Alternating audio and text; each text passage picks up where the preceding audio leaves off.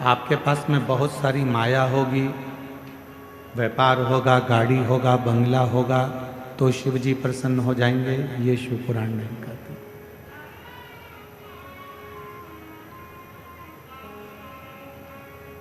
शिव जी को प्रिय क्या है? शंकर भगवान को सबसे ज्यादा प्रिय है आपका शुद्ध भाव। निर्मल मन सो मोहि पावा।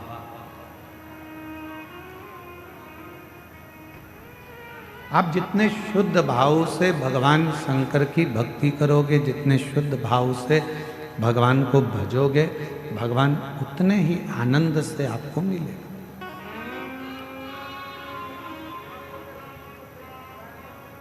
कई लोग हमसे प्रश्न करते हैं कि रावण भी तो भगवान शंकर को भजता था।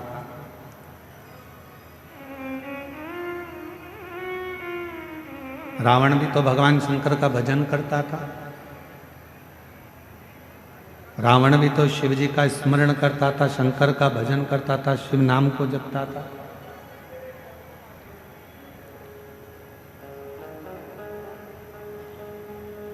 हम आपसे पूछें, बाबा वैद्यनाथ जी की भूमि पर आप बैठकर कथा सुन रहे हो,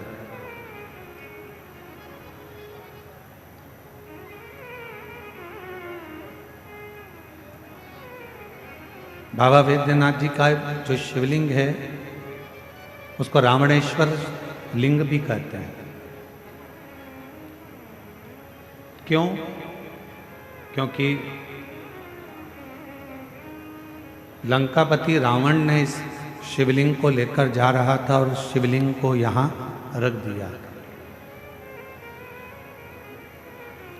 इसलिए लोग इसको बाबा वैद्यनाथ जी को रावणेश्वर लिंग भी कहते हैं। अब हम एक प्रश्न आप सबसे करें, जरा उत्तर दीजिएगा। रावण शिव जी की पूजन करता था कि नहीं करता था? जम के बोलो, करता था। रावण भगवान शंकर की स्तुति करता था कि नहीं करता था? भगवान शंकर के मंत्र बोलता था कि नहीं बोलता था? बोलता। सब कुछ रावण करता था और सबने देखा कि रावण ने स्तुति भी करी, रावण ने भजन भी करा, रावण ने अर्चना भी करी, रावण ने शंकर भगवान को भजा भी, पूजा भी, स्मरण सब कुछ कर। पर शिव महापुराण की कथा कहती है रावण भाव से शिव जी को नहीं भज पाया। रावण जब भी शंकर भगवान को भजता था तो उसके अंदर भाव नहीं आता था, उसके अंदर ताव आता था। भाव से भजो तो शिव कृपा करता है, तुम ताव से भजोगे तो शिव कभी करुणा नहीं करता है। आज का जमाना बड़ा ताव का है, जरा सी देर में कोई ताव दिला देता है कि तुम्हारी तो इतनी पहचान है, तुम ये नहीं कर सकते, अभी ताव आ गया, अभी लगाता हूं फोन, अभी हो जाता है। लंकापति रावण को उनके जितने अनुचर थे, जितने उनके साथी थे, वो रावण को ताव दिलाते थे। हे रावण, तू तो शंकर जी को भजता है, हमने सुना है कि शिव जी से वर मांग। रावण कहता भी देखो मैं कैलाश पर्वत को अपने हाथों पर उठाता, ताव में ताव। शिव जी को ताव पसंद नहीं है, शिव जी को भाव पसंद। फिर किसी ने कहा, रावण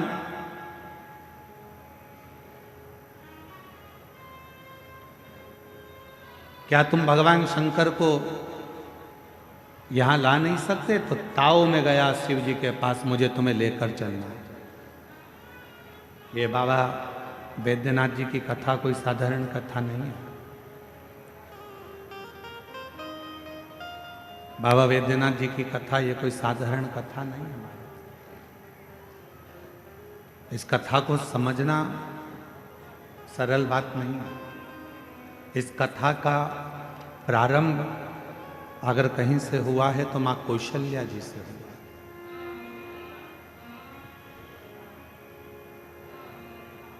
इस कथा का प्रारंभ मां कौशल्या जी से। कौशल नरेश महाराजा सुकौशल जी की पुत्री थी कौशल्या जी।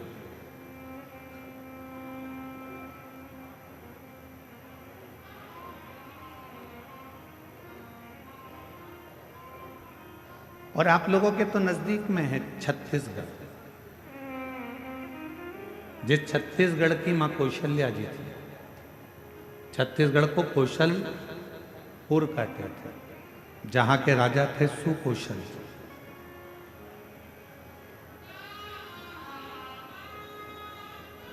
सुकौशल जी की धर्म पत्नी का नाम था अमृत प्रभा, माता कौशल्या जी की मां अमृत प्रभा, मेरे राम जी की नानी। और राम जी के नाना जी थे सुकौशल, शिव के परम भक्त थे। और जो कौशल्या जी की माता जी थी अमृत प्रभा जी, वो भी शंकर की भक्त थी।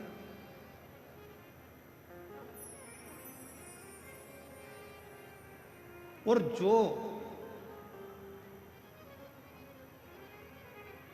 सुकौशल जी के गुरु जी थे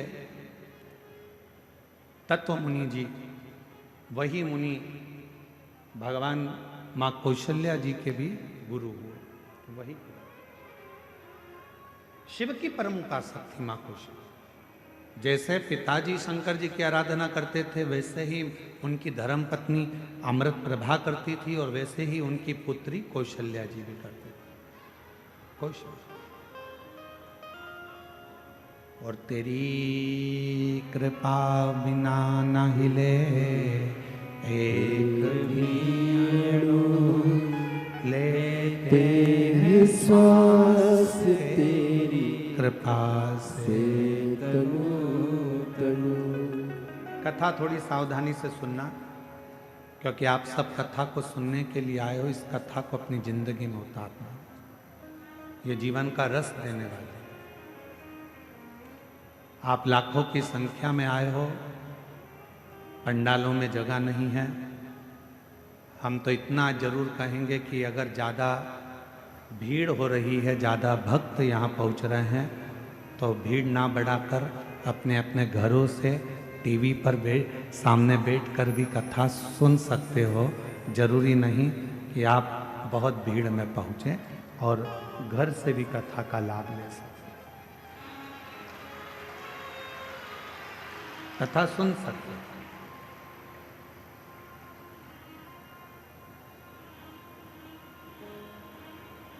क्योंकि तुम्हारी संख्या का, तुम्हारी भक्ति का, तुम्हारे भाव का और तुम्हारे विश्वास का कोई मूल्य नहीं हो सकता कि तुम कितनी संख्या में आओगे, कितने आंकड़े में आओगे और कितने प्रभाव। इसको कोई नाप नहीं सकता। तुम ताव में नहीं आए हो, तुम भाव में आए। ताव में आते तो थोड़े बहुत आते, भाव में आए हो इसलिए लाखों की संख्या में आए।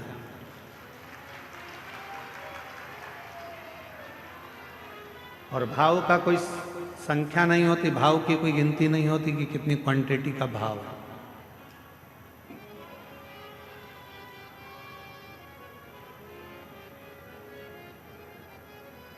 कौशल्या जी मैया शिव जी की परम उपासक थी। इतनी आराधना मां कौशल्या जी करती थी, भगवान शंकर की इतनी उपासना करती थी कि शंकर की भक्ति को वो भाव से करते थे, उसमें कोई दिखावा नहीं था। आज सबसे ज्यादा यदि कहीं विडंबना है तो दिखावे की। थोड़ा धन आया तो हम दिखावा करने लगते हैं, गाड़ी आ गई तो दिखावा करने लगते हैं, थोड़ी सुंदरता परमात्मा ने दे दी तो हम दिखावा करने लगते हैं, थोड़ा विद्वान हम बन गए, विद्वत्ता आ गई तो हम दिखावा करने लगते हैं, कुछ लोग हमारे साथ आकर खड़े हो गए तो हम दिखावा करने लगते हैं कि मेरे साथ ये। कभी दिखावा मत करो। दिखावा करने वाला व्यक्ति कभी सफलता की सीढ़ी नहीं चढ़ पाएगा, कभी नहीं। आप जितना बन सकता है भीतर से, जरूरी नहीं है कि आप किसी को दिखाओगे, मस्तक पर चंदन का तिलक लगाओगे तो शंकर के भक्त कहलाओगे, बड़ी बड़ी जटाएं बनाओगे तो भक्त कहलाओगे, घर छोड़ दोगे तो भक्त कहलाओगे, अपना परिवार छोड़ दोगे तो भक्त कहलाओगे। जरूरी ये नहीं है कि आप सब कुछ छोड़कर शिव के भक्त कहलाओगे। शिव का भक्त कहलाने के लिए केवल एक चीज चाहिए, अपने अंदर दूसरों के प्रति दया चाहिए, तो आप शिव के भक्त कहलाना प्रारंभ।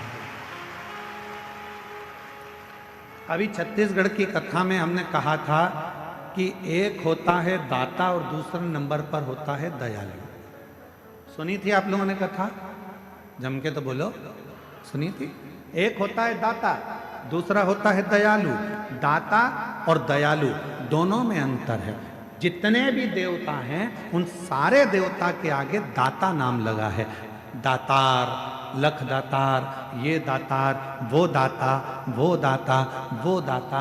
पर मेरे शिव जी के नाम के आगे दातार नहीं लगा, मेरे शंकर जी के नाम के आगे दाता नहीं लगा, मेरे शंकर जी के नाम के आगे तो केवल एक शब्द लगा है, दयालु। दयालु क्यों? दातार में, दाता में और दयालु में जमीन और आसमान का अंतर होता है। दाता किसको कहते हैं? आपके पास किराने की दुकान है, किराने में से थोड़ा सा निकाल कर आपने दान दे दिया, आप दाता कहलाओगे। आपके पास कपड़े की दुकान है, आपने कपड़ा निकाल कर दे दिया, आप दाता कहलाओगे। आपके घर में रोटी बनी हुई है, आपने रोटी निकाल कर दे दी, आप दाता कहलाओगे। आपके पास में कोई वस्तु है, सब्जी है, फल है, आपके बैग में कुछ रखा है, आपने निकाल कर दे दिया, आप दाता कहलाओगे। आप दाता की गिनती में आ गए। पर दयालु किसको कहते हैं? कि जिसके पास में कुछ भी नहीं, फिर भी उसके दरवाजे से कोई खाली ना जाए तो समझ लेना कि वो दयालु।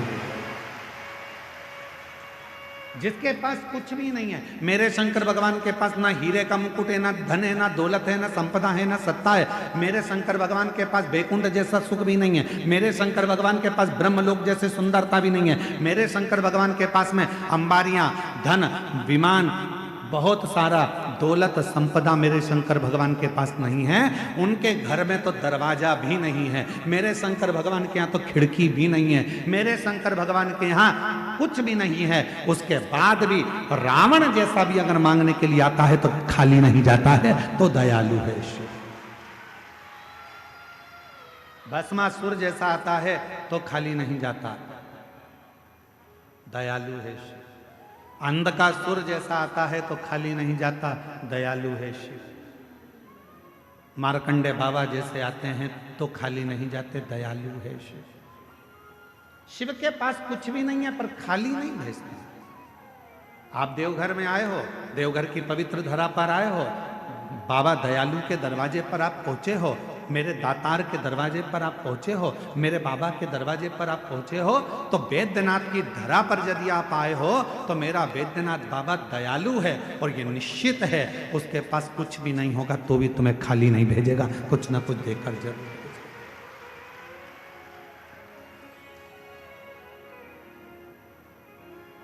इसलिए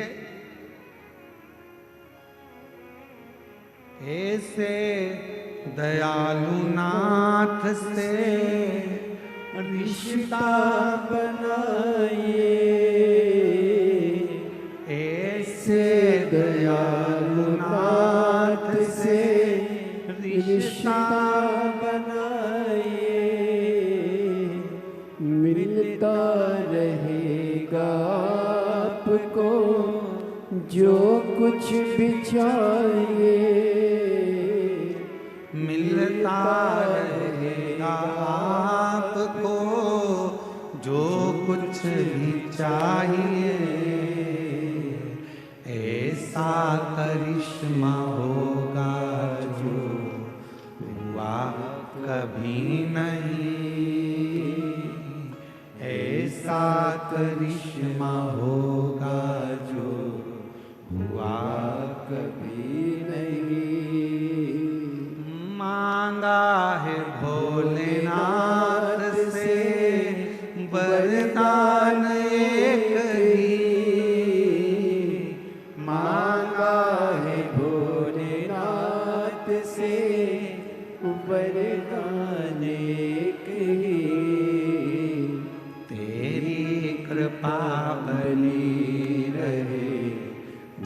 तक है जिंदगी तेरी कृपा बनी रहे, जब तक है जिंदगी। अब लाइन पर ध्यान देना, ऐसे दयालु नाथ से रिश्ता बनाए। नाम है दयालु नाथ, वेदनाथ, विश्वनाथ, सोमनाथ, केदारनाथ। ऐसे दयालु नाथ से रिश्ता बनाइए, मिलता रहेगा आपको जो कुछ भी चाहिए। अगर रिश्ता बन गया दयालु से और दयालु के दरवाजे पर यदि आप पहुंच गए तो खाली तो नहीं जाओगे, क्योंकि वह दिए बिना भेजता नहीं है। संबंध, सही रिश्ता यदि दुनिया में कोई निभा सकता है, एक बाप और बेटी का रिश्ता यदि कोई निभा सकता है, एक बाप और बेटे का रिश्ता यदि कोई निभा सकता है, एक दामाद और ससुर का रिश्ता यदि कोई निभा सकता है, एक दादा और पोते का रिश्ता यदि कोई निभा सकता है, अगर पोती और दादा का रिश्ता कोई निभा सकता है, नानी नाती पंती का रिश्ता यदि कोई निभा सकता है, तो मेरा विश्वनाथ, मेरा दयालु वैद्यनाथ, मेरा शंकर ही निभा सकता है। मेरा शिव, मेरे शंकर निभा सकते।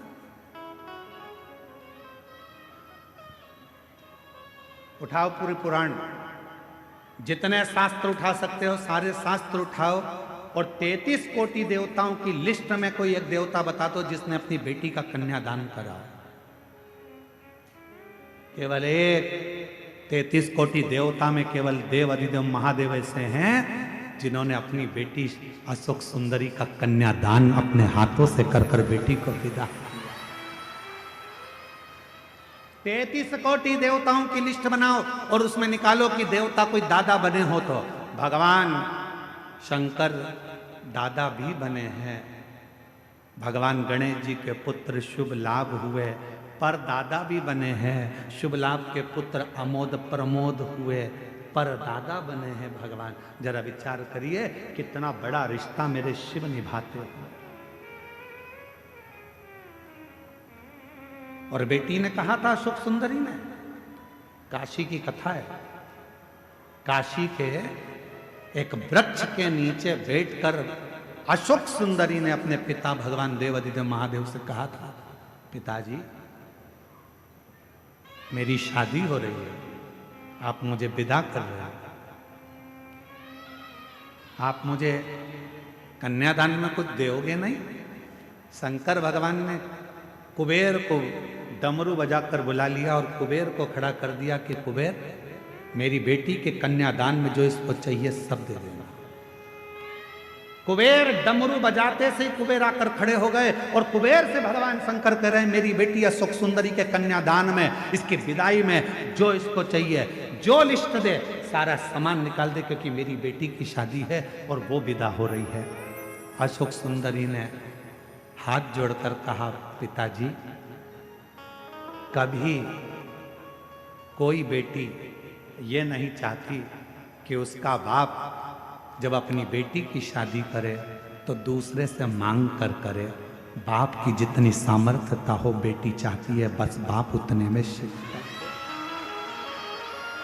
बेटी कभी अपने पिता को कर्ज में नहीं देखना चाहती, बेटी कभी अपने बाप को कर्जे में नहीं देखना चाहती। अगर मैं इस कुबेर से मांग कर अपना कन्यादान करवाऊंगी तो कन्यादान का मतलब क्या होगा? हम मांग कर शादी ना करें। आजकल का शादी का फैशन ऐसा हो गया, इतने बड़े बड़े शादी के मंडप लगने लगे, इतना बड़ा बड़ा शादी का कार्य होने लगा, इतने बड़े बड़े फंक्शन होने लगे कि लोग, बाप सोचता है कि मेरी बेटी की शादी कैसे करूंगा, कहीं से 5 लाख मांगता, कहीं से 2 लाख मांगता, ऐसे कर 10-12 लाख रुपए इकट्ठे कर तब बेटी की शादी करता है। उसके पास कुछ नहीं होता, कर्जे में लदा लूम हो जाता है। यही सोचकर तो कुबेरेश्वर धाम पर एक नियम बना दिया कि आने वाले समय में कोई भी अपनी बेटी की शादी कुबेरेश्वर धाम पर आकर कर सकता है, उसका कन्यादान भी कुबेरेश्वर धाम देगा और उसका शादी का खर्चा भी पूरा कुबेरेश्वर धाम उठाएगा। कोई भी कर सकता, इसीलिए नियम बनाया।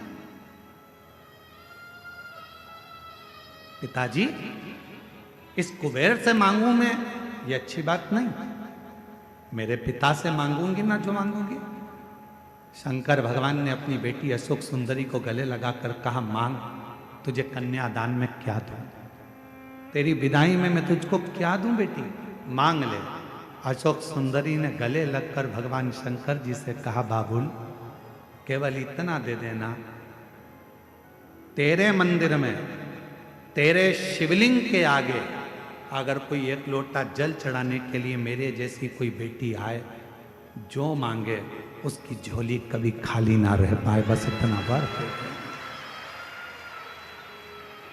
बस इतना।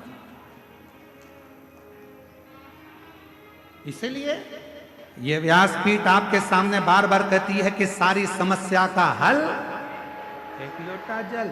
ये व्यासपीठ कहती है अगर कोई स्त्री, कोई नारी, कोई पुरुष, कोई बेटा, कोई बेटी, अगर जिंदगी में कोई बुजुर्ग भी है और उसके जीवन में तकलीफ चल रही है, दुख चल रहा है, कष्ट चल रही है, बीमारी से घिर गया है, बहुत बड़ा टेंशन सामने आकर खड़ा हो गया है, तुम हिम्मत मत हारना, तुम किसी के दरवाजे पर जाकर रोना मत ही, घर में से एक लोटा जल भरना और आपके घर के पास में जो शंकर जी का मंदिर है वहां रोज जाना चालू कर देना। 15 दिन 20 दिन में तेरा दुख मिटना प्रारंभ हो जाएगा। वो हाथ पकड़ लेगा। शिव जी ने वचन दिया अशोक सुंदरी को, हे अशोक सुंदरी सुन, तू मेरी बेटी है, उसी तरह इस मृत्यु लोक में जन्म लेने वाला एक पुरुष, एक स्त्री मेरा बेटा और बेटी कहलाएंगे। जो नारी, जो पुरुष, जो बेटा बेटी मेरे दरवाजे पर आएगा और एक लोटा जल समर्पित करेगा, वो जिंदगी में अशोक सुंदरी जैसे मैंने तुझे खाली नहीं भेजा, वैसे वो भी मेरे दरवाजे से कभी खाली नहीं जाएगा। आज से अपना पिता मानना और तुम उसकी पुत्री हो जाना, संबंध फिर देखो बनेगा। एक बाप और बेटी का रिश्ता सबसे प्रबल रिश्ता होता है, सबसे प्रबल रिश्ता।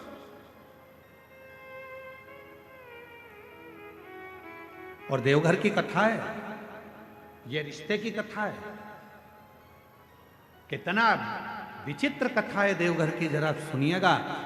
शायद बाबा वैद्यनाथ की कथा आपने सुनी कि नहीं सुनी हमको नहीं मालूम, पर आज अगर मौका मिला है तो इस कथा को जरूर सुनो। क्या रिश्ता था? मां कौशल्या जी ने सुकौशल जी और अमृत प्रभा जी, कौशल्या जी के पिताजी और माता जी ने कौशल्या जी को शंकर की आराधना करना सिखाया था।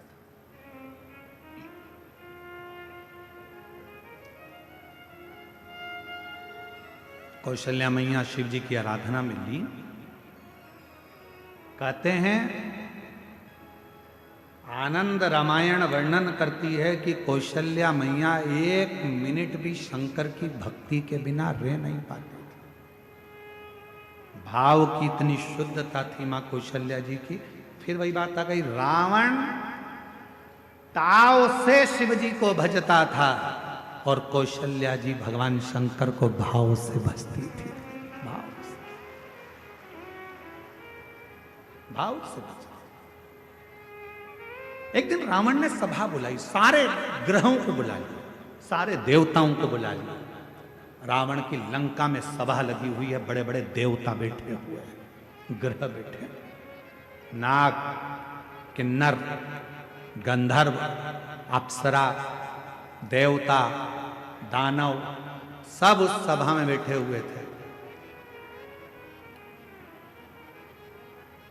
सब उस सभा में बैठे हुए हैं और उस सभा में चारों तरफ सब लोग बैठे हुए हैं। और उस सभा में लंकापति रावण ने ऊंची आवाज कर कर कहा कि बताओ मेरे प्राण कैसे छूटेंगे, मेरी मृत्यु कैसे होगी।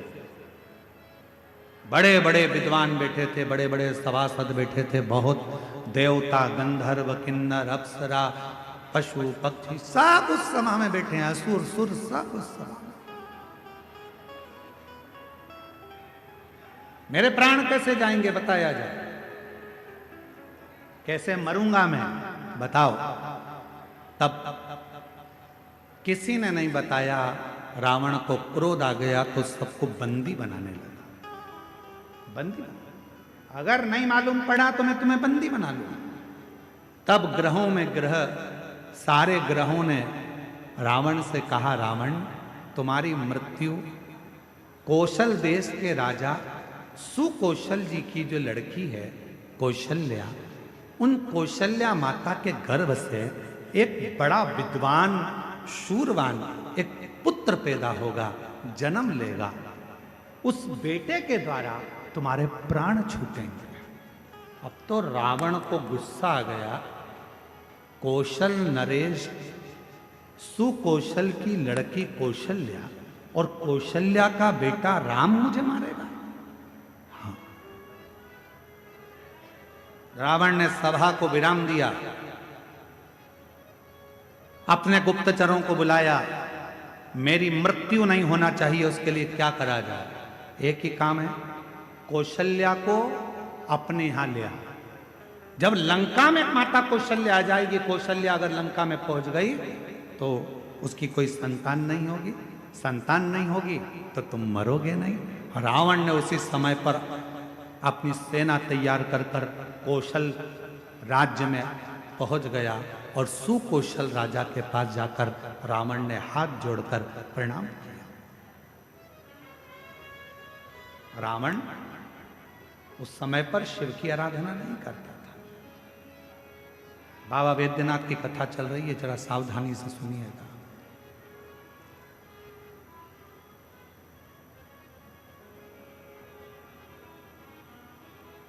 रावण उस समय शिव की आराधना नहीं करता था। सुकौशल जी ने देखा कि लंका का राजा रावण आया है, बड़ा प्रबल वीर। लंकेश आइए। कैसे आना हुआ? सुकौशल जी ने जब पूछा तो रावण ने कहा कि हमको आपकी बेटी कौशल्या चाहिए। आप अपनी पुत्री कौशल्या को लंका ले जाने की आदेश दें। सुकौशल जी मुस्कुराकर बोले कि बेटी हमारी है,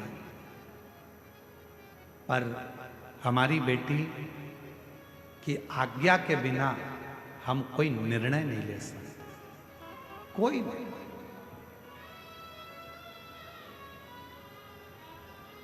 मेरी बेटी की आज्ञा के बिना मैं कोई निर्णय नहीं ले सकता।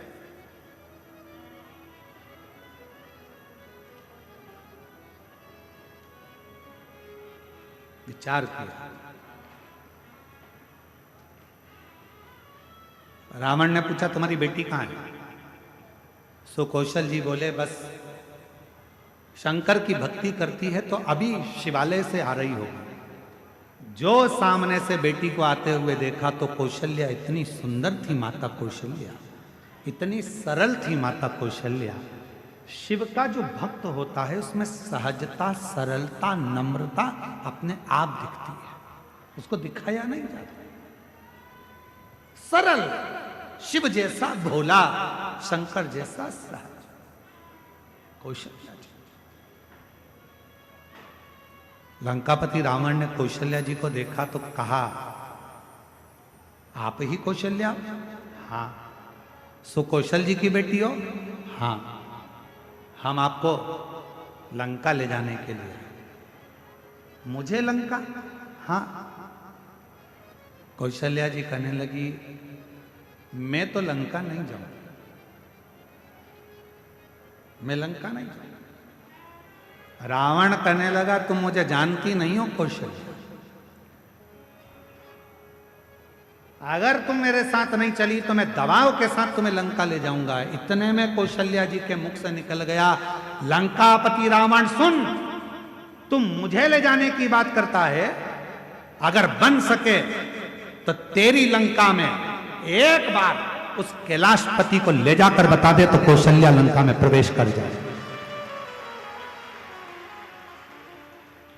तू एक बार उस कैलाशपति को तेरी लंका में ले जाकर बता दे तो ये मां कौशल्या जी कर रही हैं कि ये कौशल्या तेरी लंका में प्रवेश कर जाएगी। रावण हंसकर बोला, वो कैलाश पर रहने वाला शंकर, वो शंकर। अगर तुम बोलती कि विष्णु जी को लेकर जाओ तो बड़ी बात थी, तुम कहती कि ब्रह्मा जी को लेकर जाओ तो बड़ी बात थी, शंकर जी तो मैं अभी उनको लेकर आ। और रावण गया, देवाधिदेव महादेव की आराधना में बैठ गया, साधना में बैठ गया। शिव जी प्रसन्न नहीं हुए। अब बताओ, भाव में बैठा था कि ताव में बैठा था? भाव में नहीं बैठा ना, काय में बैठा था? ताव में। अब मैं ले जाकर मानूंगा। लग गया रावण पीछे। शंकर भगवान प्रसन्न नहीं हुए। तब रावण को लगा कि ऐसे नहीं मानेंगे। रावण ने अपना शीश काट कर देना प्रारंभ कर दिया। 9 शीश कट गए रावण के। 10वां शीश था। शिव जी सामने आकर खड़े हो गए। रावण, क्या चाहिए तुझको? रावण कहता है, बाबा मैं तुम्हें लेने आया हूं, तुम मेरे साथ लंका चलो।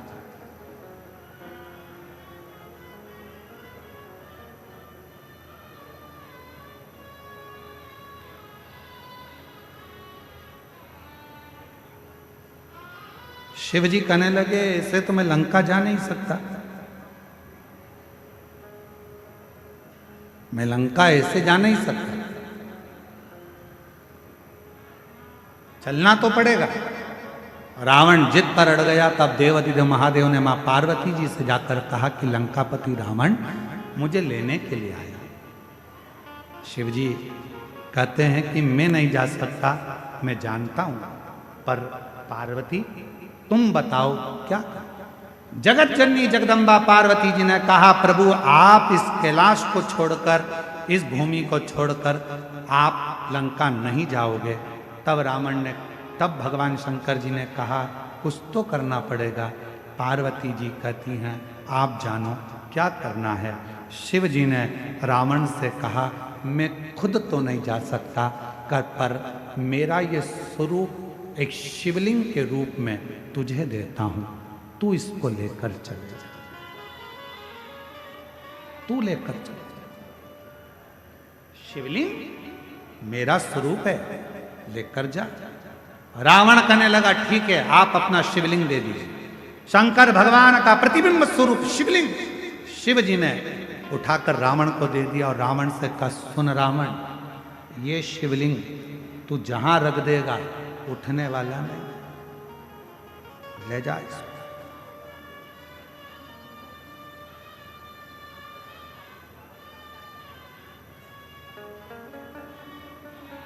सूचना मिल गई मां पार्वती को। पार्वती को सूचना मिल गई कि शिव जी एक लिंग की आकृति में रावण के साथ लंका जा रहा है। रावण के साथ लंका, शिवलिंग। पार्वती की आंखों से जल बहने लगा। शिव जी ने पूछा, पार्वती तू रो रही है, तेरी आंखों में जल भरा है? हाँ। क्यों?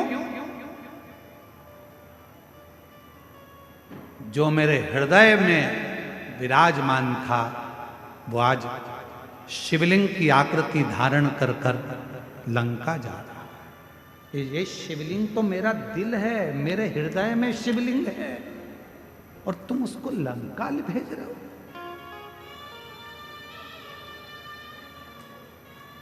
शिव जी मुस्कुराने लगे, पार्वती जी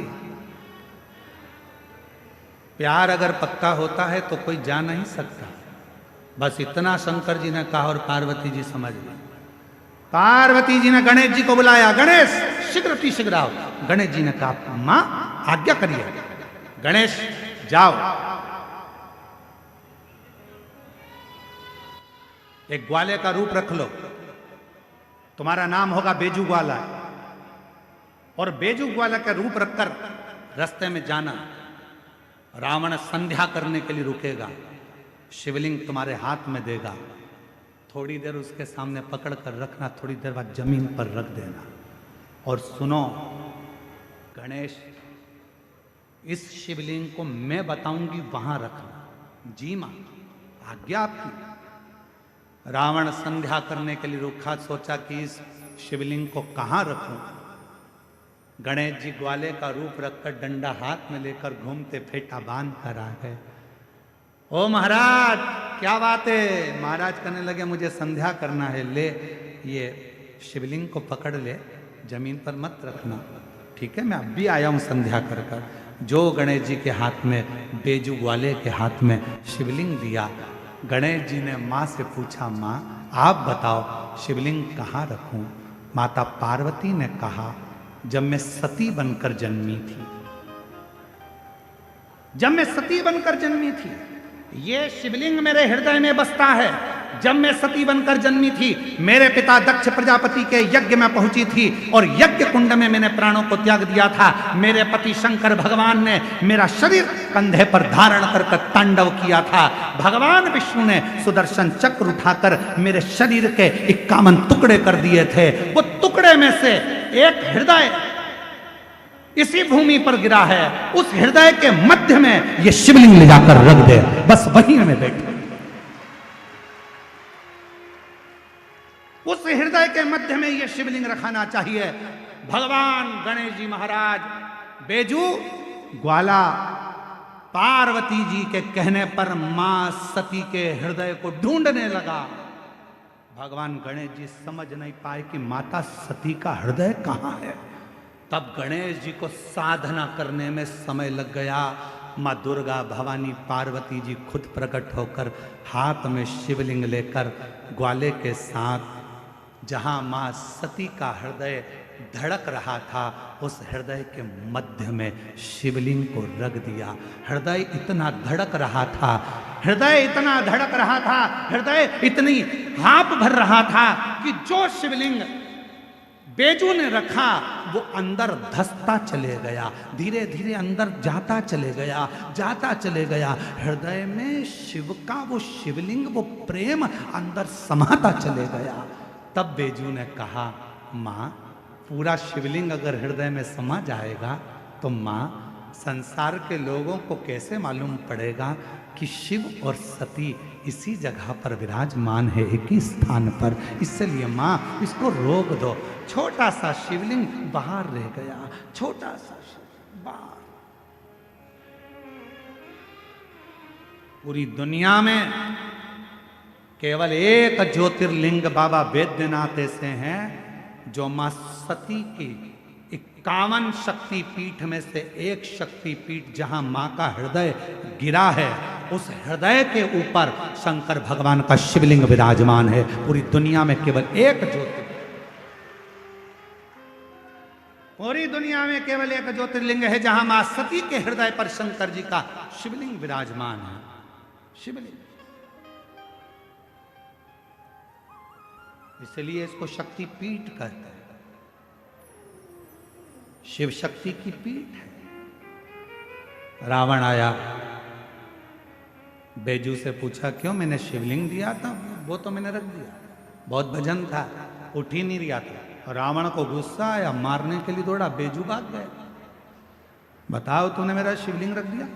अब तो रावण को क्रोध आ गया।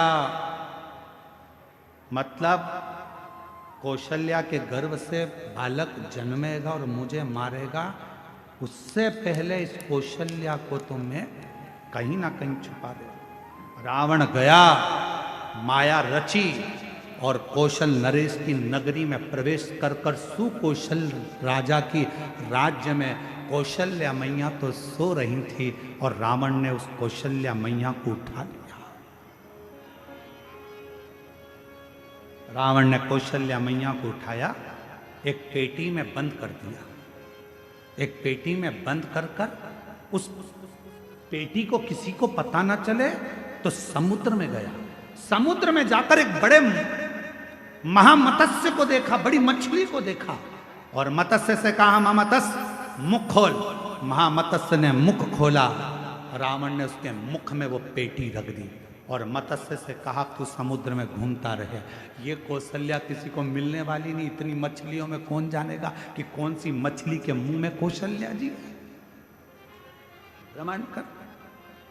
महामत्स्य जा रहा था, मछली जा रही थी, इतने में एक बड़ी, उससे भी बड़ी मछली महामत्स्य सामने आ गई। उससे उस मछली का झगड़ा होने लगा। झगड़ा होने लगा तो इस बड़ी मछली ने मुंह फाड़ा। मुंह फाड़ते से कौशल्या जी की वो पेटी समुद्र में गिर गई। गिरते गिरते वो पेटी एक टापू पर पहुंच गई। उस टापू पर पहुंची जहां पर राजा दशरथ पार्थिव शिवलिंग का पूजन कर रहे थे और उनको वो पेटी दिखी। पेटी को खोला गया, सुंदर कन्या दिखी।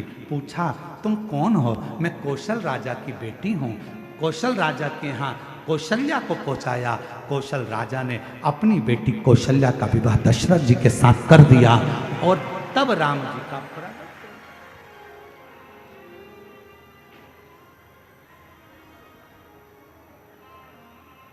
सहज कहां?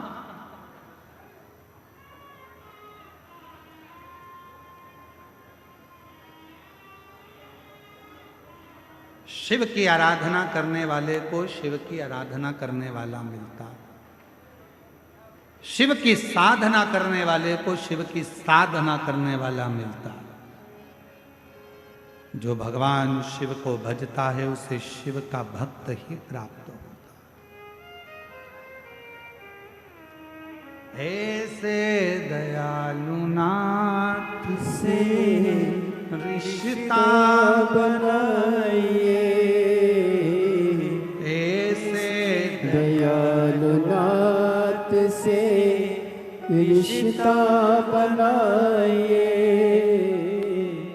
मिलता रहेगा आपको जो कुछ भी चाहिए। मिलता रहेगा आपको जो कुछ भी चाहिए। ऐसा करिश्मा होगा जो हुआ कभी नहीं। ऐसा करिश्मा होगा जो हुआ कभी नहीं। तेरी कृपा बनी रहे जब तक है जिंदगी। तेरी दया बनी रहे जब तक है जिंदगी। मांगा है भोलेनाथ से वरदान एक ही। मांगा है भोलेनाथ से वरदान एक ही। तेरी दया बनी रहे जब तक है जिंदगी। तेरी दया बनी रहे जब तक है जिंदगी। मांगा है भोलेनाथ से वरदान एक ही। शिव से मेरे बाबा संबंध जोड़ते भी हैं तो वहां जोड़ते हैं जहां कोई शिव का भक्त हो।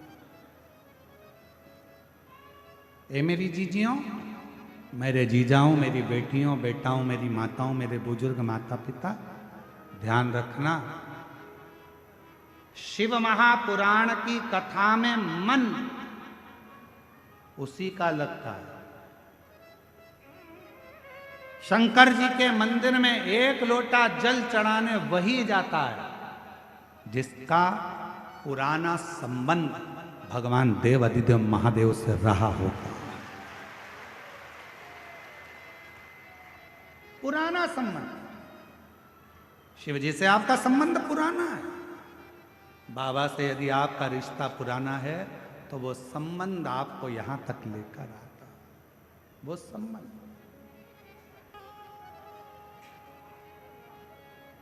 वो संबंध आपको यहां तक लाए। वो संबंध आपको नजदीक तक लेकर जाए। शिव के पास। अच्छा, इस कथा में, बाबा वैद्यनाथ की कथा में एक चीज और देखने को मिलती है कि होनी तो होकर ही रहती, उस होनी को कोई टाल नहीं सकता। होनी तो होकर ही रहती। रावण ने पूरा दम लगा लिया था कौशल्या जी को छुपाने का, कौशल्या जी को छुपा कर रखने का, पर उसके बाद भी जो ललाट पर लिखा है वो तो होकर रहे। तुम कितना ही प्रयास कर लो, कितना ही, पर कभी कभी होनी नहीं भी होने वाली रहती है तो भी हम जान कर होनी की ओर जाते हैं। आप लोगों में से जितने लोग भी बैठे हैं शिव महापुराण की कथा में, मुझे विश्वास है कि आप कम से कम 2-3 साल से तो कथा सुन रहे हो। बोलो सही है कि गलत है?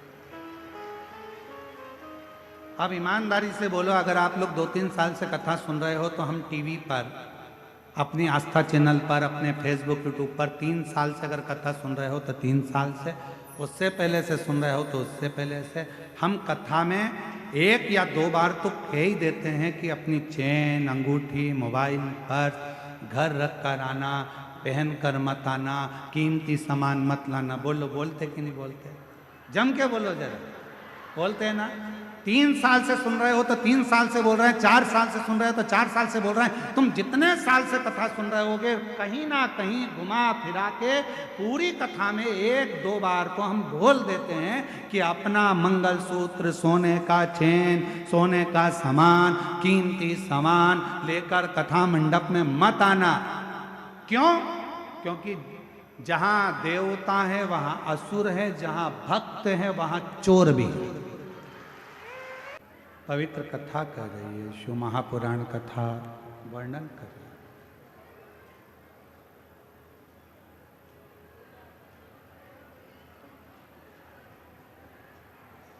है। रावण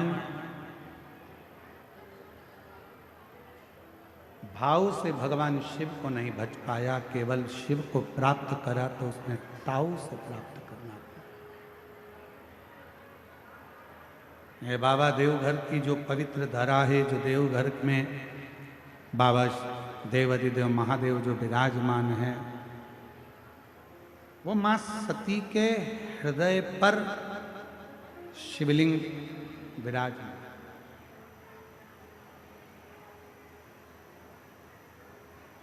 शायद 12 ज्योतिर्लिंग में से एक स्थान ऐसा है भारत की भूमि पर जहां शक्ति पीठ पर स्वयं भगवान शंकर का शिवलिंग विराजमान। शक्ति शिव कथा कर,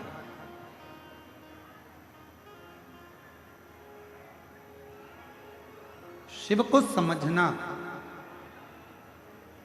भगवान शंकर की अविरल भक्ति को समझना, भगवान देवाधिदेव महादेव के विश्वास को, भरोसे को समझना कठिन।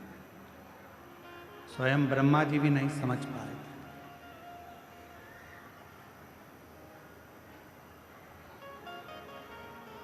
ब्रह्मा जी के भीतर थोड़ा सा अहम, ब्रह्मदेव के भीतर थोड़ा सा अहंकार आ गया कि ये रचना मैंने करी है,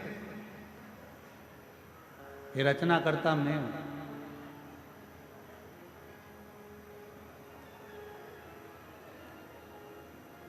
कई लोग कह देते हैं वो तो मैं जिंदा हूं तो काम हो रहा है, अगर मैं मर गई तो आटे दाल का भाव मालूम पड़ जाए। वो तो मैं कर रहा हूं तो हो रहा है, मैं चले गया तो तुम्हारी दुकान भी नहीं चली।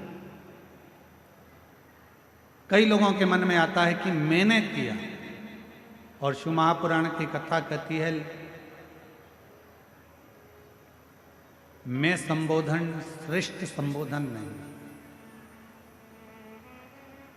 भगवान शंकर के ससुर दक्ष प्रजापति ने भी केवल मैं का संबोधन करा।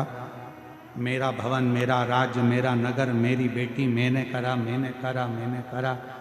आखिरी में फिर हुआ क्या कि दक्ष प्रजापति का सिर कटा और प्रजापति का सिर कटकर आखिरी में फिर बकरे का सिर लगा और वो बकरा में करता रहा। अच्छा करें, मत बुरे कर्म कर वरना पछताएगा, भगवान की आंखों से तू बच बच नहीं नहीं पाएगा, तू बच नहीं। पाएगा। अरे ओ अज्ञानी मत करना, तेरे कर्म का फल भी तो ही पाएगा, जैसा किया तूने तेरे आगे आएगा। मत बुरे कर्म कर्म कर बंदे वरना पछताएगा, भगवान की आंखों से तू बच नहीं पाएगा, तू बच। नहीं पाएगा। ब्रह्मदेव के मन में अहमता उत्पन्न हुई, ये रचना मैंने करी। और भगवान देव आदिदेव महादेव का तो कहीं ब्रह्मा जी नाम ही नहीं है। भगवान नारायण के पास जाकर जब ब्रह्मा जी ने कहा कि ये पूरी रचना मेरी है, तब भगवान नारायण के मुख से निकल गया कि रचना तुम्हारी नहीं, ये रचना तो स्वयं इस पृथ्वी पर निवास करने वाले अगर कोई देव हैं तो वो देव अधिदेव महादेव, ये रचना तो उनकी है। ये सब कुछ उन्होंने रचा है, रचना उनकी है। प्रेशर बजा, ये आपकी रचना नहीं है, ये उनकी रचना। ब्रह्मा जी ने कहा मैं मानता नहीं। एक बड़ा सा पर्वत, उस पर्वत को भगवान ब्रह्मा और भगवान विष्णु ने घुमाना प्रारंभ करा कि हम जाने कि सृष्टि का रचना करता कौन है, आखिर शिव कौन है।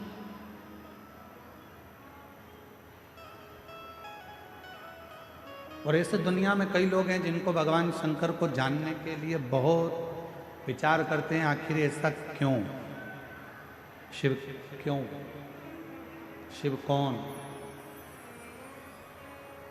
और निवेदन है ब्रह्मा ब्रह्मलोक के देवता हैं, भगवान विष्णु वैकुंठ के देवता हैं, इंद्र इंद्रलोक के देवता हैं, गरुण गरुण लोक के देवता हैं, वरुण वरुण लोक के देवता हैं, पर केवल एक हैं देव अधिदेव महादेव जो इस भूमंडल के इस पृथ्वी के देवता हैं, जिनको एक लोटा जल चढ़ाकर हम हमारी जिंदगी की सारी बातें शिव से कर सकते। अपने हृदय से हम शिव को कह सकते। मेरे भोले बाबा का एक काम सबसे प्रबल है,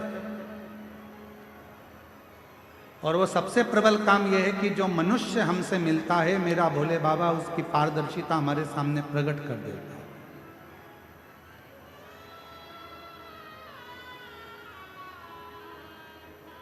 मेरे शंकर वो पारदर्शिता प्रकट कर देते।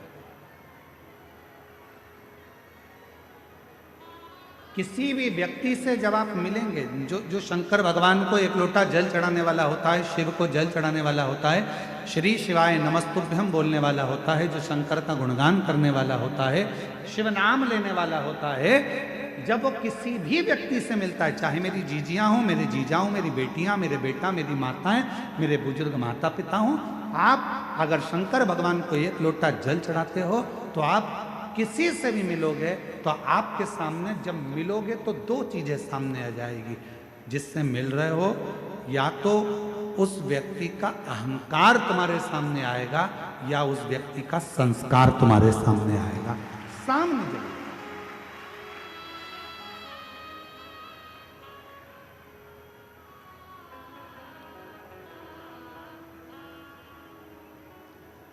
एक टीवी पर एक सीरियल आता है, कौन बनेगा करोड़पति। अरे बोलो तो जम के, सही है कि गलत है? उस पूरे सीरियल में मंजिल तक कोई पहुंच ही नहीं पाता। बोलो सही है? बहुत कम होंगे जो मंजिल तक पहुंचे होंगे। क्यों नहीं पहुंच पाते? किस लिए नहीं पहुंच पाते? जो बैठा है सीट पर, क्या उसको उस प्रश्न का उत्तर याद नहीं है? उसको याद है। जो सीट पर बैठा है उसको प्रश्न का उत्तर याद है, वो सब कुछ याद कर कर गया है, सब कुछ बोल सकता है, सारा उत्तर दे सकता है, सब कुछ बता देता है।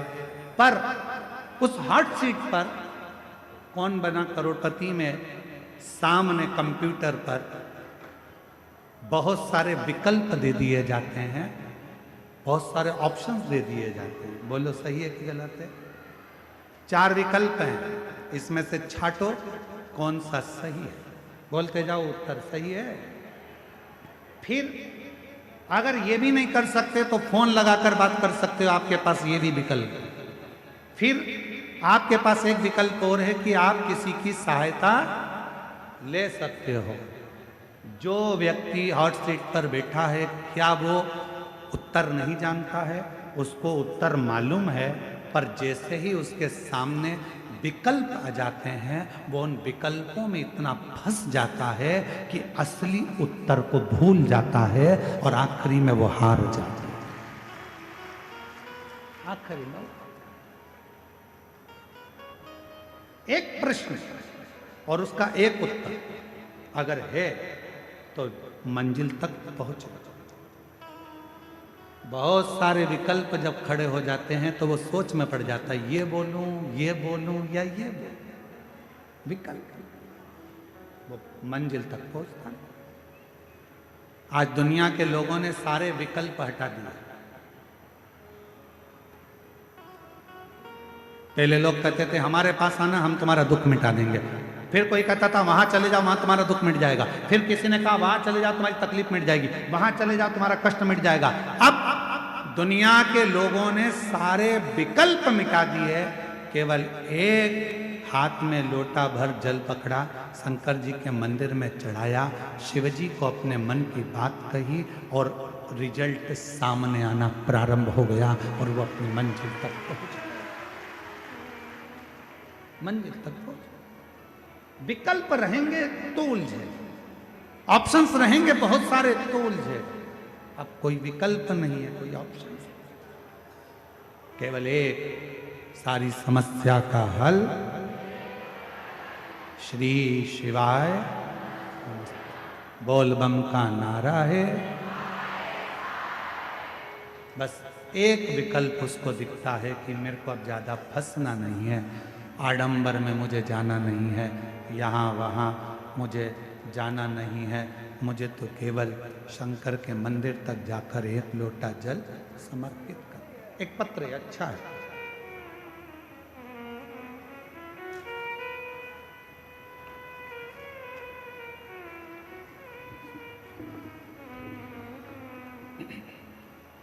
मेरा नाम नीतू देवी है, पति का नाम निरंजन है।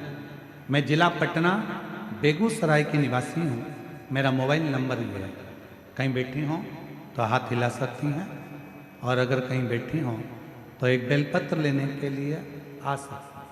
मेरा नाम नीतू है, नीतू देवी, पति का नाम निरंजन है। पत्र को एलईडी पर आप लोग पढ़ सकते हैं।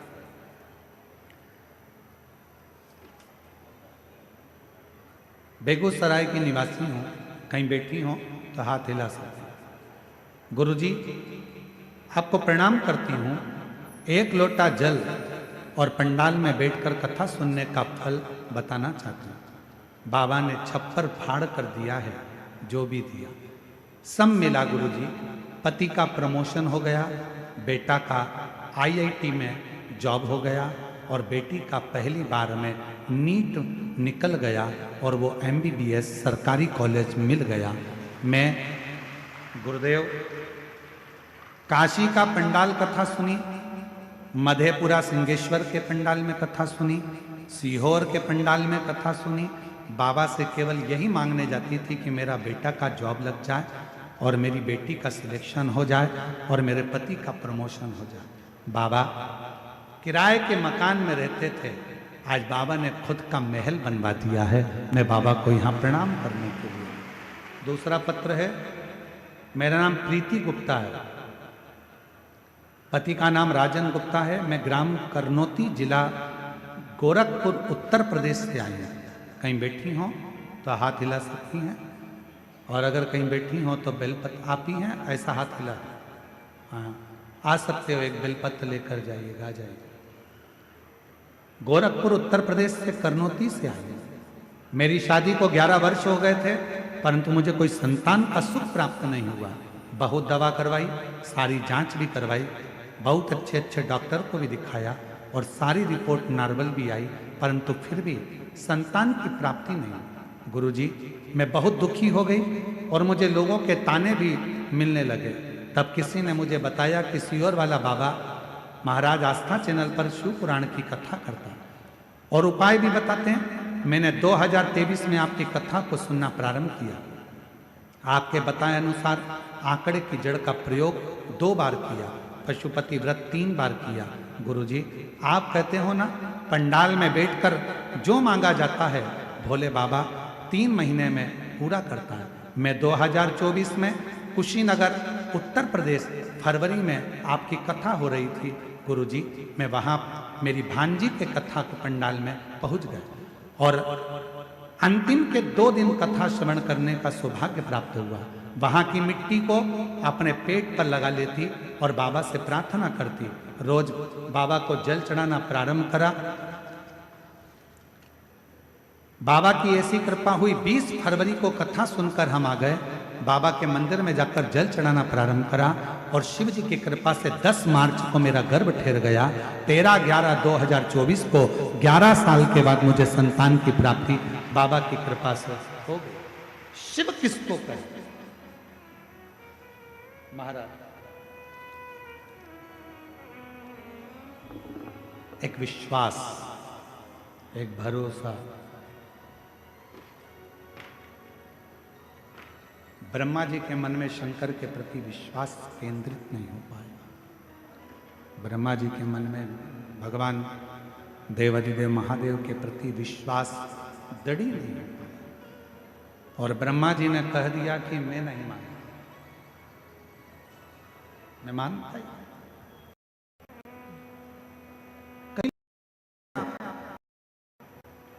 कोई कहेगा काय को चक्कर में पड़े हो, एक लोटा जल से कुछ होता है?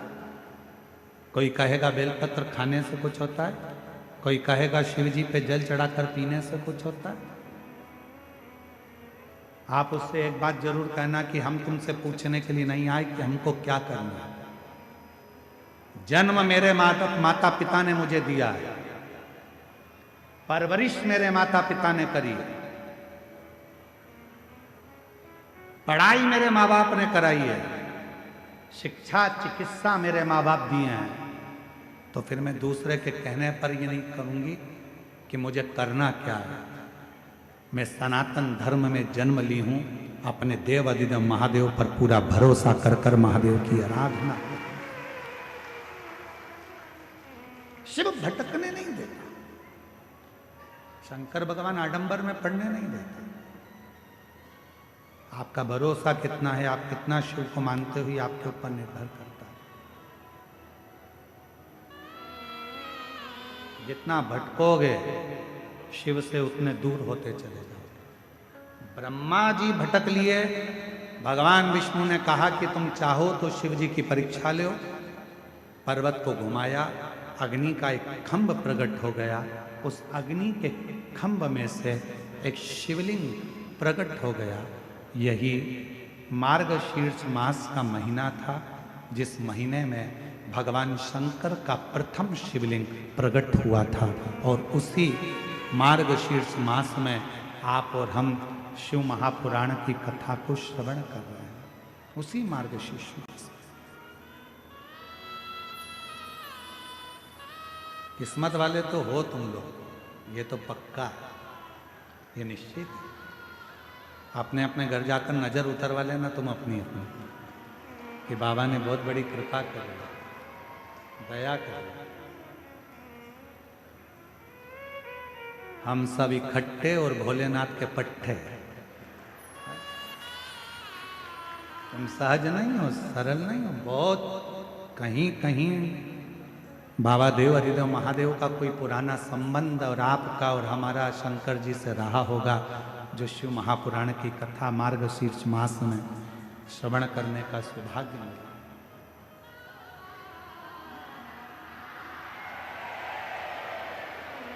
जो ये कथा में, और मैंने तेरे ही भरोसे बाबा, तेरे ही भरोसे हवा बिछी उड़नी जावागी बाबा, डोर तो छड़ी नाम कटी जावागी। भोले मैं तेरी पतंग, शंभू मैं तेरी पतंग, हवा बिछ उड़ती उड़नी जावागी बाबा, डोर तो छड़ी नाम कटी जावागी। एक विश्वास अपने भीतर प्रकट करो। ब्रह्मा जी के भीतर वो विश्वास प्रकट नहीं हो पाया। पर्वत घुमाया, शिवलिंग प्रकट हो गया, फिर अभी भी शिवलिंग में से आवाज आई कि ब्रह्मा जी तुम भरोसा नहीं कर पाए। व्यक्ति जगह जगह की ठोकर कब तक खाता है, जब तक वो पूर्ण भरोसा शिव पर नहीं कर पाता,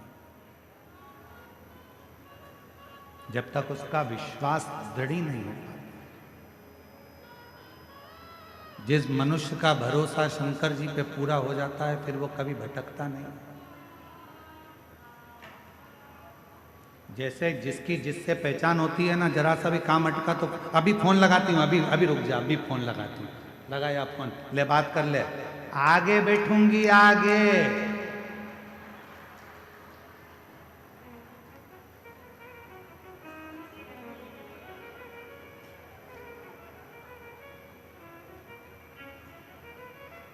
कई माताओं का आधा टेंशन था, कहीं कथा में बैठने के पास तो नहीं मिल रहा है। और कई लोगों ने थे कुछ लोग जिन्होंने सोचा कि अपना थोड़ा बहुत व्यापार कर लेंगे, तो उन्होंने सोचा कि अपना पास बेच देंगे, कौन पहचान में आ रहा है, बैठेगी तो बैठेगी, नहीं तो चली जाएगी। पर कौन बताए कि यह कथा करवाने वाला कोई दूसरा नहीं, बाबा देवघर वाला मेरा वैद्यनाथ बाबा है, माँ दुर्गा भवानी है। कौन वो संशय का। और फिर अभी कथा के बीच में कहा था कि 6 साल से कथा सुन रहे हो कि चेन, अंगूठी, मोबाइल, पर्स लेकर मत आओ, क्योंकि तुम यहाँ पर, मेरा बाबा तो खुद डायमंड है, हीरा है। तुम अपना सोना चांदी हीरा पन्ना घर छोड़ कर आओ, यहाँ तो बाबा से मिलने आई हो ना, अपने पिता से कहने के लिए आई हो।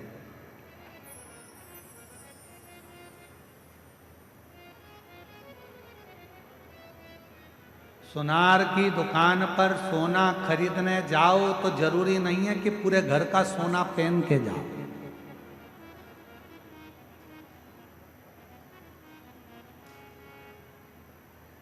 काय चंदन भैया, सही है गलत है? तुम भी सोनी हो है? सुनार की दुकान पर जाओ सोना खरीदने तो जरूरी नहीं कि पूरा सोना पहन कर जाओ। सुनार की दुकान पर सोना खरीदने जा रहे हो, तुम्हारा सोना पहनकर जाना जरूरी नहीं है। सुनार की दुकान पर जा रहे हो तो तुम्हारे पर्स में माल होना जरूरी है। तुम्हारा सोना पहनकर सुनार की दुकान पर नहीं जाया जाता। सुनार की दुकान पर तो बैग में, समझ गए, माल होना जरूरी है, पैसा होना जरूरी है। फिर तुम सुनार की दुकान पर जाओ तो सुनार भी तुम्हारा आदर करेगा, चाय मंगवाएगा, लस्सी मंगवाएगा, बैठो भाभी जी, काका जी, बैठो साहब, ये देखो वो देखो। सोना पहन कर गए तो उससे मतलब नहीं। माल, गड्डी, पैसा तुम्हारे पर्स में होना चाहिए। उसी तरह शिव महापुराण की कथा में अगर जाओ, शंकर के मंदिर में जाओ, तो तुम्हारा दिखावा जरूरी नहीं है। शंकर के मंदिर में और शिव की कथा में तो तुम्हारे दिल में शंकर का नाम होना जरूरी है। बस शिव स्वीकार, विश्वास, और हम विश्वास ही नहीं कर पाते, हम भरोसा नहीं कर पाते। विश्वास की मूल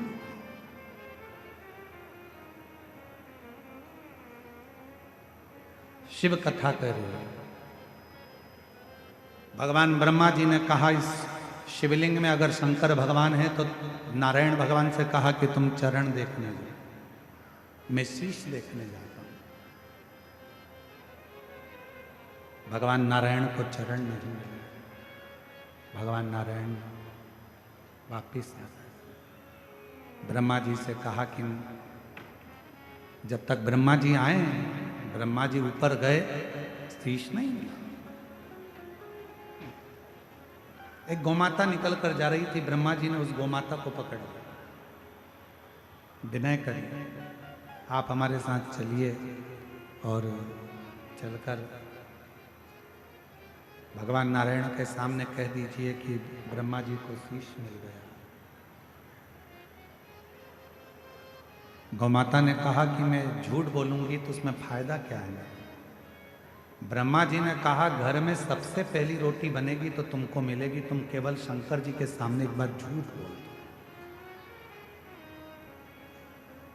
अब ब्रह्मा जी को कौन समझाए कि शंकर भगवान को सबसे ज्यादा प्रिय तो सत्य है, इसलिए कोई मरता है तो उसको ले जाते कहते हैं राम नाम सत्य है, क्योंकि ले जाने वालों को मालूम है कि जहां लेकर जा रहे हैं वो शमशान है और शमशान शंकर का धाम है। शिव के करीब में अगर जाना है तो थोड़ा सा सत्य बोलना पड़ेगा, थोड़ा सा सत्य।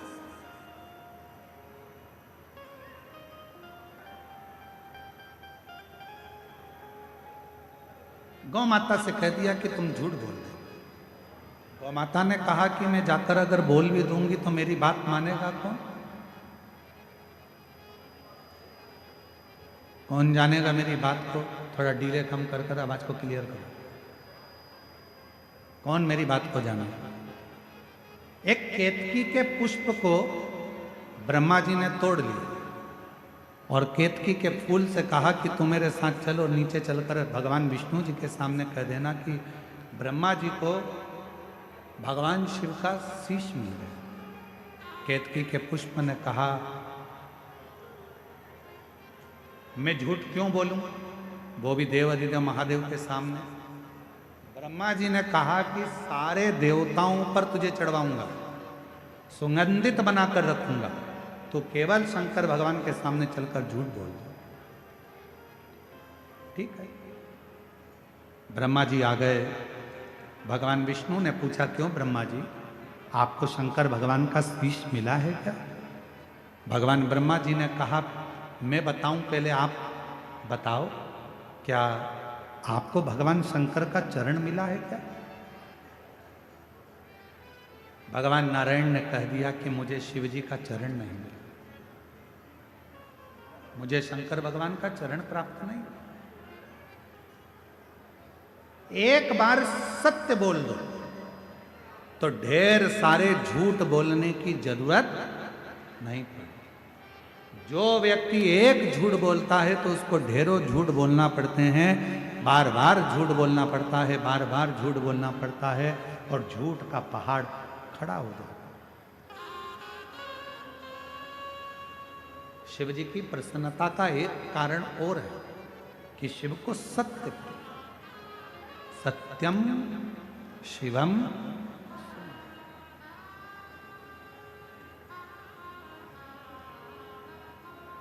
शिव को सत्य प्रिय। भगवान भोलेनाथ जी को सत्य की प्रियता। भगवान नारायण ने कह दिया कि भगवान शंकर का मुझे चरण नहीं मिला, कोई चरण मुझे प्राप्त नहीं हुआ। भगवान शंकर जी ने आकाशवाणी कहकर कर दिया, शिवलिंग में से आवाज आई, हे नारायण, आपने मेरी साक्षी में सत्य बोला है। आज से पूरी पृथ्वी पर आपकी सत्य की मूर्ति की पूजन होगी और दुनिया के लोग सत्य नारायण कहकर तुम्हें पुकारेंगे, तुम्हारी आराधना। तुमने सत्य कहा। अब बारी आई भगवान ब्रह्मा जी की, तो भगवान विष्णु जी ने पूछा, क्या तुमको शंकर भगवान का सिर मिला है? क्या तुमने शिवलिंग का सिर देखा है? क्या तुमने शिवलिंग का दर्शन किया, शीश का? ब्रह्मा जी ने कहा, हाँ, शिवलिंग में से आकाशवाणी हो गई, ये ब्रह्मा जी झूठ बोल रहे हैं, इनको शीश का दर्शन नहीं। ब्रह्मा जी बोले, ना मानो, गौमाता से पूछ लो। भगवान विष्णु ने पूछा, गौमाता तुम बताओ, क्या ब्रह्मा जी को भगवान शंकर के शीश का दर्शन हुआ है? गौमाता ने एक रोटी के चक्कर में झूठ बोल दिया और कह दिया, भगवान ब्रह्मा जी को शीश का दर्शन हुआ तो भगवान शंकर के शिवलिंग में से आवाज आई, गौमाता तू जगत की मां होकर झूठ बोलती है। हे गौमाता, तू जगत की मां होकर झूठ बोली है। पृथ्वी पर तेरी पूजन होगी, आराधना होगी, लोग तुझे सम्मान करेंगे, सत्कार करेंगे, सब कुछ करेंगे, पर गौमाता तूने अपने मुख से झूठ बोला है, इसलिए सारे देवताओं की परिक्रमा आगे से होगी, सारा दान आगे से होगा, पर गौदान और गौमाता की परिक्रमा हमेशा पीछे से होगी। इसलिए गौदान भी पूंछ पकड़कर किया जाता है और गौमाता की परिक्रमा भी पीछे से चालू कर कर पीछे विराम दी जाती है। तो झूठ बोल। तब ब्रह्मा जी ने कहा कि अगर ना मानो तो केतकी के पुष्प से पूछो। केतकी के पुष्प से पूछा, क्यों केतकी के पुष्प? तू बता, क्या ब्रह्मा जी को शीश का दर्शन हुआ? केतकी के पुष्प ने कह दिया कि ब्रह्मा जी को शीश का दर्शन हुआ। आकाशवाणी फिर हो गई, रे ए केतकी के पुष्प, तो झूठ बोलता है कि तुझे ब्रह्मा जी को शीश का दर्शन हुआ। मैं तुझे श्राप देता हूं, सारे देवताओं पर केतकी का फूल चढ़ेगा, पर यदि भूल से भी देवाधिदेव महादेव पर अगर केतकी का पुष्प चढ़ गया तो हजारों गौहत्या के दोष के बराबर उसको दोष लग जाए। हजारों। केतकी के पुष्प ने क्षमा। ब्रह्मा जी झूठ पर झूठ बोलते रहे, तब आखिरी में शंकर भगवान को क्रोध आया, अपने पांव के अंगुष्ठ के नख को तोड़ा, जमीन पर फेंका, उससे काल भैरव प्रकट हो गए। काल भैरव ने अपनी चीटी उंगली के नख को तोड़ा, ब्रह्मा जी के सिर पर मारा, ब्रह्मा जी का शीश कट गया और वो शीश झूठ बोलता रहा। ये आकाशवाणी झूठी है, ये आकाशवाणी झूठी है। ब्रह्मा जी का कटा हुआ शीश लुढ़कता गया, लुढ़कता गया, लुढ़कता गया। कटे हुए शीश से जो रक्त की धार निकली, उससे एक नदी प्रकट हो गई, जिसका नाम कर्मनाशा नदी है, जो आज भी उत्तर प्रदेश में बहती है। कर्मनाशा, जिस नदी के घाट पर लिखा होता है कि यह कर्मनाशा नदी है, इसमें हाथ धोने वाला, स्नान करने वाला, आचमन करने वाले के सारे कर्मों का नाश हो जाता है। सारे कर्म।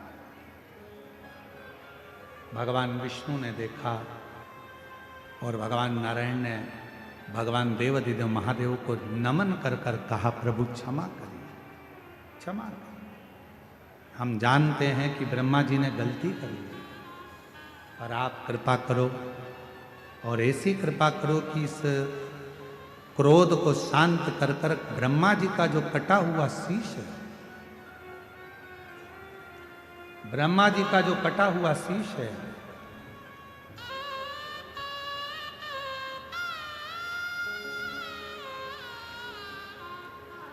ब्रह्मा जी का जो कटा हुआ शीश है, वो कटा हुआ शीश जगत में पूज्य हो, ऐसी कृपा। तब भगवान देवाधिदेव महादेव ने ब्रह्मा जी के कटे हुए शीश को बट वृक्ष बना दिया। और बट वृक्ष बनाकर भगवान शंकर उस बट वृक्ष की छांव में विराजमान हो गए। शिव जी का नाम बटकेश्वर महादेव पड़ गया। बोल बटकेश्वर महादेव की जय। भगवान देवादिदेव महादेव का नाम बटकेश्वर महादेव पड़ गया। और बटकेश्वर नाथ पढ़ने पर भगवान शंकर की कथा कहती है, शिव महापुराण की कथा वर्णन करती है। देवादिदेव महादेव का सुंदर संवाद कहता है, जब जिंदगी में बहुत बहुत चिंता, टेंशन, डिप्रेशन बहुत मात्रा में बढ़ जाए तो बट वृक्ष की छांव में बैठकर बटकेश्वर महादेव का स्मरण करना चाहिए। कर्जा बहुत हो जाए, थोड़ी मेहनत को बढ़ाओ, परिश्रम ज़्यादा करो, रात दिन एक करो, व्यापार अच्छा करो, व्यवसाय अच्छा करो, नियत अच्छी रखो और बटकेश्वर महादेव के मंदिर में जाकर या बटकेश्वर बड़ के पेड़ के नीचे कहीं शिव जी का मंदिर हो या शंकर का शिवलिंग हो, वहां एक लोटा जल समर्पित। आप लोग जब कुबेरेश्वर धाम आते हैं तो कुबेरेश्वर धाम पर भी जब सीहोर में पहुंचते हैं तो वहां कुबेरेश्वर धाम के ही प्रांगण में पीछे की ओर एक बहुत पुराना 400-500 साल पुराना एक बड़ का पेड़ है, बट वृक्ष। आप कभी उसके नीचे जाकर 2 क्षण अगर बैठोगे, श्री शिवाय नमस्तुभ्यम का जप करोगे, उस वृक्ष की छांव में आपको ऐसा महसूस होगा जैसे हमारे मन की बात देवादिदेव महादेव श्रवण कर रहे हैं।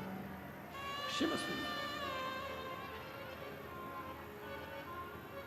शिव का एक नाम बटकेश्वर महादेव, बड़ के पेड़। तब भगवान देवादिदेव महादेव ने सारे संशय को मिटाकर ब्रह्मा जी को अर्धनारीश्वर स्वरूप का दर्शन कराया। अर्धनारीश्वर स्वरूप का